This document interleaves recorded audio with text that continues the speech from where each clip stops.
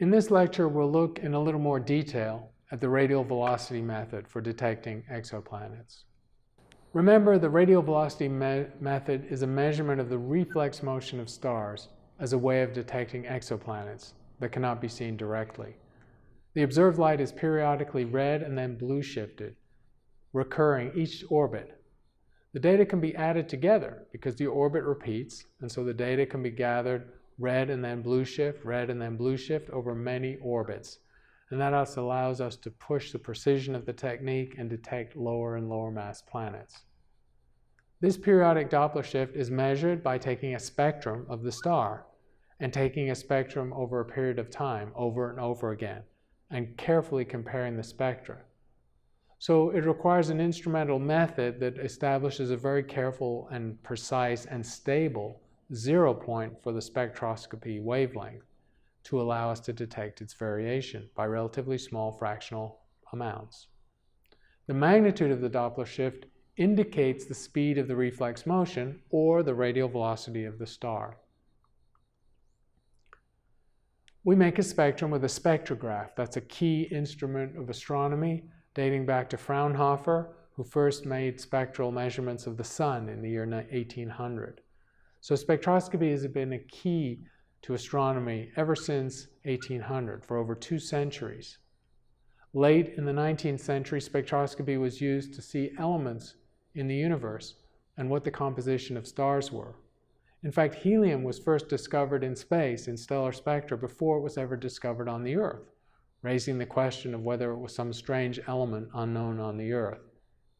In the early to mid-20th century, careful observations of stars showed that the stars were made of primarily hydrogen and helium.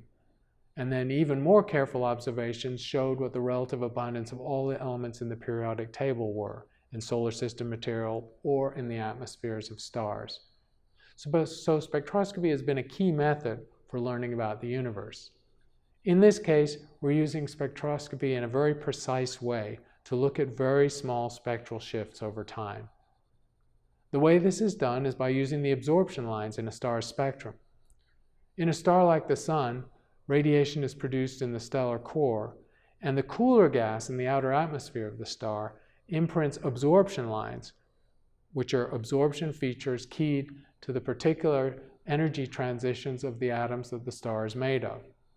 And so in this toy spectrum, you can see the smooth continuous spectrum caused by the temperature of the star has overlaid on it dark notches or absorption, and that pattern of absorption corresponds to the spectral lines emitted primarily from hydrogen and helium, the 2 elements of which most stars are made. These black lines are called absorption lines, and that pattern is like a fingerprint. The pattern of absorption lines is unique to each element or to each combination of elements in the periodic table. These spectra can be characterized by laboratories on the Earth. So as a reference point for what we see out in the universe, out in space, you can have a gas in a cell at low density, excited by energy or radiation, which does the same thing. It emits emission lines or absorption lines with the characteristic pattern corresponding to the chemical element involved. And so that's our zero point, because the gas in the lab or in the telescope control room is not moving, and then we compare it to what's happening out in space. So the absorption lines in stellar spectra are serving essentially as markers of wavelengths. And if the lines are not at the same wavelengths as they appear in the lab for that same element, then we know the source emitting the light must be experiencing some kind of motion. Now, it helps in the detection of exoplanets that these absorption lines are extremely narrow, allowing us to define their mean wavelengths at rest extremely accurately, tiny fractions of a percent. And that gives us corresponding precision in measuring the motion of a celestial object. So by monitoring the motion of a star over time, we observe the periodic Doppler shift as the absorption lines appear to be redshifted and blue shifted. And this cartoon shows what's happening. There's the orbit of the planet around the star, about a common center of gravity, the reflex motion, and that star wobble, while invisible on the plane of the sky, manifests in terms of a spectroscopic shift. And so the lines, the absorption lines of any particular element in the outer envelope of the star will shift red and blue with a sinusoidal variation in wavelength over time corresponding to the orbit, and each orbit it repeats. So we define this as the radial velocity of the star, which is the component of the star's motion towards and away from the observer, or us.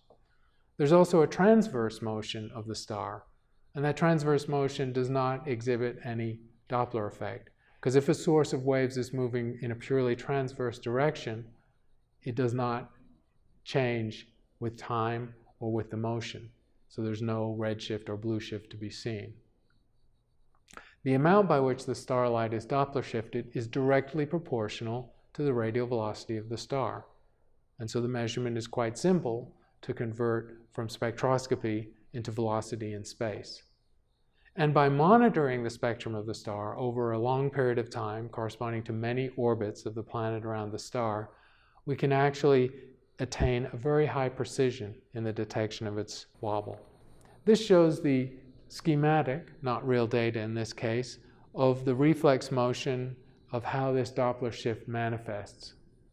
And so here's an example reference to something like an Earth with a 1-year motion, and you can see the velocity marked on the vertical axis, time on the horizontal axis. And so this is the reflex motion of a planet orbiting a star converted into a radial velocity, showing its sinusoidal variation of blue shift and then red shift over time. And the amplitude of this radial velocity is measured by spectroscopy, is a direct indication of the mass of the planet. So a massive planet like a Jupiter will have a correspondingly larger radial velocity, also obviously easier to detect than a super-Earth or an Earth. The first exoplanet to be discovered this way was 51 Peg, the first exoplanet of all in 1995. And many of the first few hundred exoplanets were discovered with this technique. As I mentioned, this was very surprising because it was such a fast orbit and such a massive planet.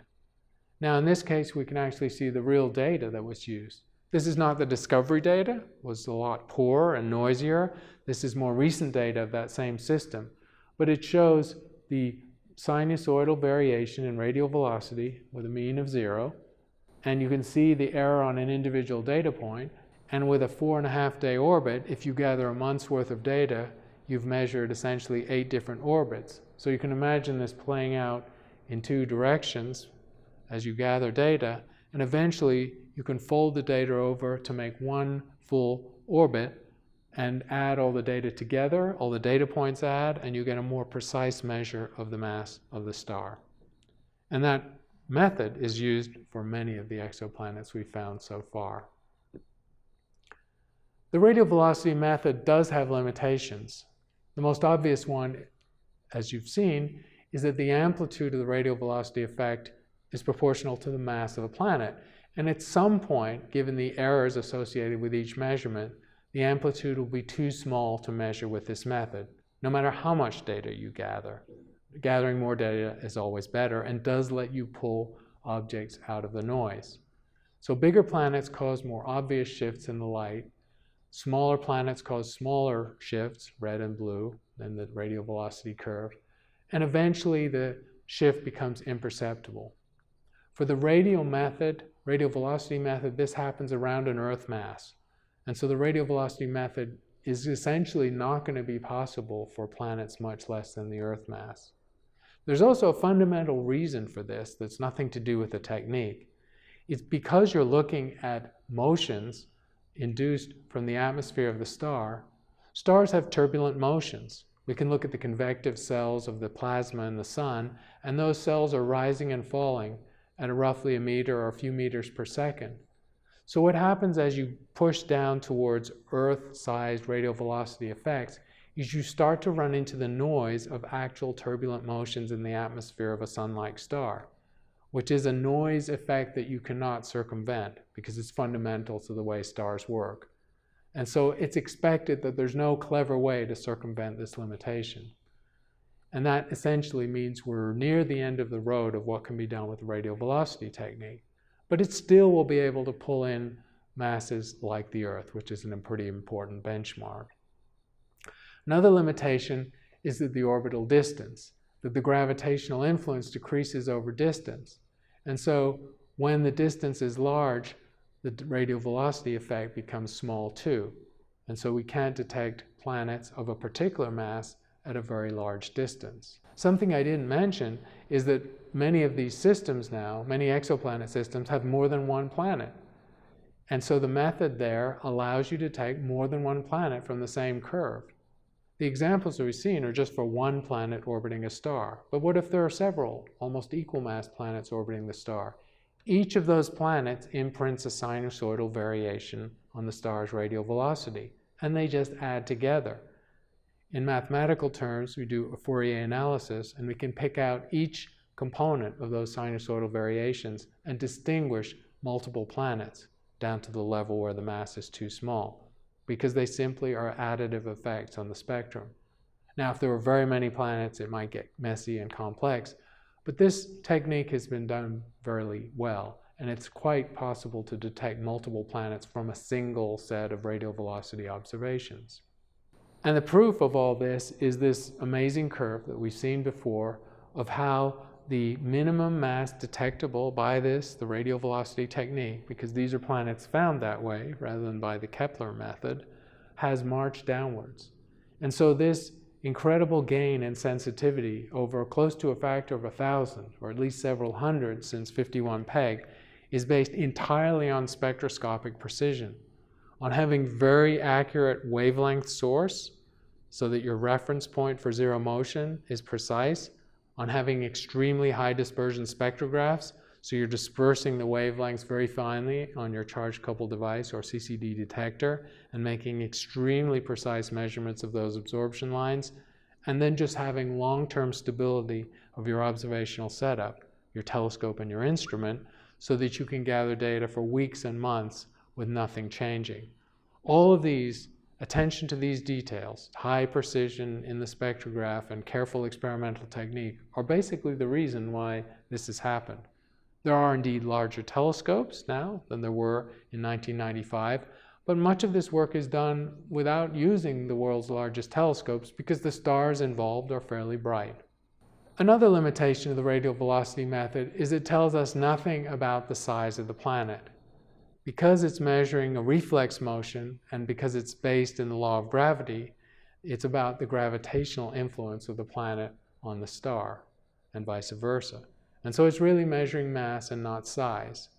And there's a redundancy there because a large low density planet and a small high density planet obviously can have the same mass. So the Doppler measurement on its own gives no indication as to how big a planet actually is. It tells us about its orbit and it tells us about its mass, and that's all. Another limitation is the geometry of the system. As you saw earlier, what you actually measure is the mass times the sine of the inclination angle, where the inclination angle is the way the orbit is inclined to the line of sight. In these little cartoons, you can see that in the situation where you're looking in the equatorial plane of the planetary system, you see the full representation of the Doppler shift, of the radial velocity shift periodically. Whereas if the transverse to the line of sight, 90 degrees, you see zero effect, even though this orbit is clearly happening and the star is clearly being tugged in its orbit. Now, on average, you'll be at some intermediate inclination and see some fraction of the full radial velocity effect. That inclination is not measurable by the observation itself, and so that is an uncertainty in the mass that you determine. The reassurance is that once you have statistically large samples and you assume that planetary systems are randomly oriented in 3 dimensions, you can show that on average that underestimates the total masses of an ensemble of exoplanets by a factor of 2. So we've seen that the radial velocity method is extremely powerful. It led to the first detection of an exoplanet in 1995, and it led to the vast majority of the few hundred exoplanets detected in the decade after that. It's based on the reflex motion of a star caused by the gravitational influence of the exoplanet. The periodic Doppler shift in the starlight indicates the mass of the planet. It's a direct application of Newton's law of gravity. Because the shift in starlight is proportional to the mass of the star, the radial velocity can be used to infer the mass of the star.